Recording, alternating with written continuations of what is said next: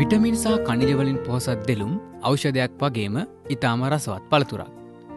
අපි කොයි කාගේත් ගෙවත්තකට දෙලුම් පැලයක් එක් කරගන්නේ දෙලුම් වල ඇති ඖෂධීය ගුණය නිසාත් ශාකයේ ඇති අලංකාරයත් නිසායි.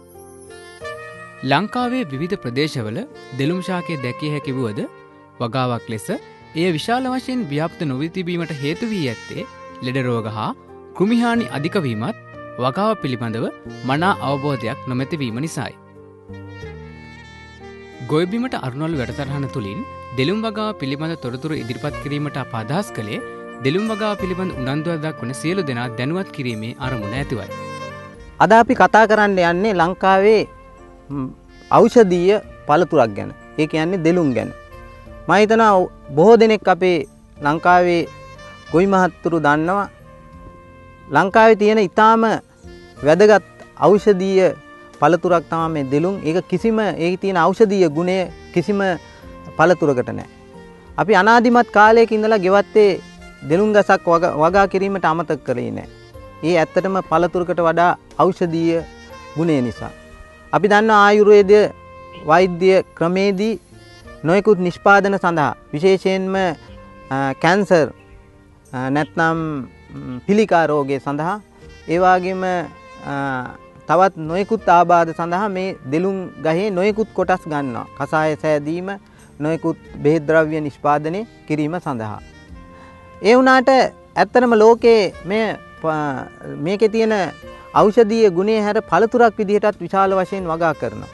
කුෂිකර්ම දෙපාර්තමේන්තුවේ පරීක්ෂණාංශය විශේෂයෙන්ම මාකන්දුර පරීක්ෂණාංශයේ පරීක්ෂණ ස්ථානයට අනුබද්ධ කල්පිටිය පරීක්ෂණ ස්ථානයේ දැනට සම්පූර්ණ දෙලුම් පිළිබඳ පරීක්ෂණ කටයුතු කරන්නේ. ඒකම 2001 වර්ෂයේදී අපි වර්ග නිර්දේශ කරලා තිනවා. එතකොට දැනට දකින්න ලැබෙනවා අපිට වෙළඳ පොලේ මෙම නිර්දේශ කරපු වර්ග අලවිය සඳහා ඇත්තටම විදේශීයෙන් ගෙනෙන දෙලුම් ප්‍රභේදات එක්ක සලකලා බලනකොට ඉතා ඉහළ මිලකට මේව අලවි වෙනවා. සමහර වෙලාවට ගෙඩිය රුපියල් 120 වගේ ගන්නට අලවි වෙනවා.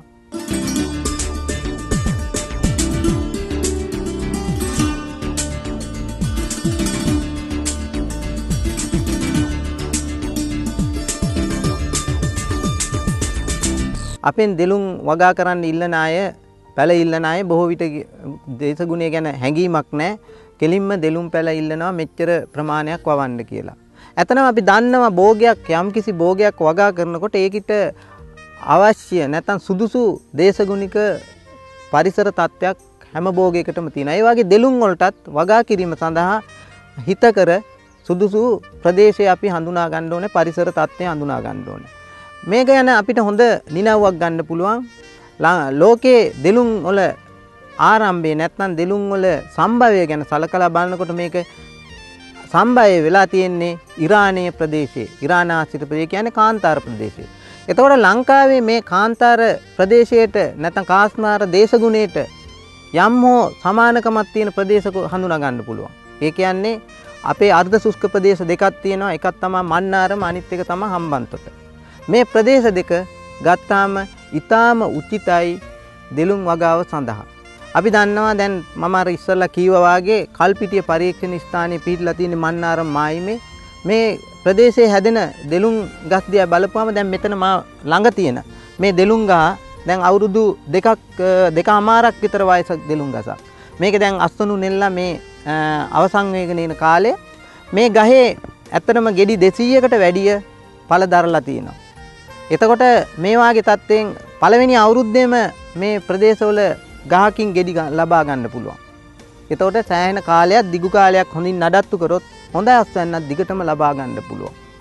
එතකොට ලංකාවේ කල්පිටිය ප්‍රදේශයේ අපි දන්නවා මේක වැලි සහිත ප්‍රදේශයක්. වැලි සහිත පසක් තියෙන රෙගොසෝල් කියලා අපි හඳුන්වනවා විද්‍යාත්මකව. ඒ වුණාට මේට ජලයත් ඒ වගේම කාබනික පොහොර එකතු කිරීමෙන් ඉතා ඉහළ අස්වැන්නක් ගන්න පුළුවන්. කිසිම බයක් නැතුව අපිට ව්‍යාපාරික මට්ටමින් මේ ප්‍රදේශයේ වවන්න පුළුවන්. දැනටමත් ව්‍යාපාරික මට්ටමින් බොහෝ ගොවීන් මේක වඩා කරනවා. ඊළඟට අනිත් ප්‍රදේශ ගැන කතා කරනකොට මම කිව්වා මන්නාරම් ප්‍රදේශය. මන්නාරම් ප්‍රදේශයේ දැන් ඇත්තටම අපි වර්තමානයේ අර තිබ්බ යුද තත්ත්වයේ ඇත්තටම අවසන් වෙලා තියෙනවා. දැනටමත් මම මේ ප්‍රදේශ වලට පැල නිකුත් කිරීම සිදු කරලා තියෙනවා. මම හිතනවා අනාගතයේදී ව්‍යාපාරික මට්ටමින් ඉතා හොඳ ප්‍රවණතාවයක් තියෙන ප්‍රදේශයක් තමයි මන්නාරම් ප්‍රදේශය.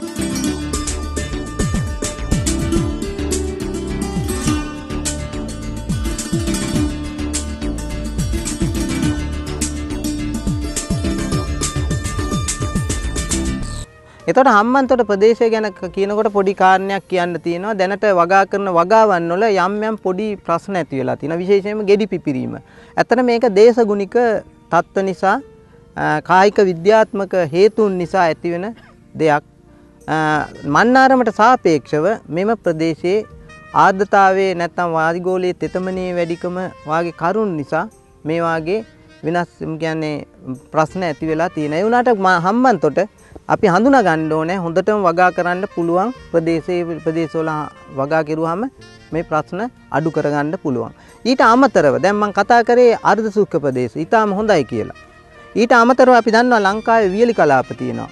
යාපනයේ තිරිකුණාමලේ මොන්රාගල මේ වාගේ ප්‍රදේශවලත් තියෙනවා වගා කරන්න පුළුවන්. හැබැයි අපිට බලාපොරොත්තු වෙන්න බෑ මේ කල්පිටියේවත් මන්නාරමවත් තියෙන ඉහළ අස්වැන්න. නමුත් අපිට සැලකිය යුතු හොඳ අස්වැන්නක් ලබා ගන්න පුළුවන් හොඳ නඩත්තුවේ.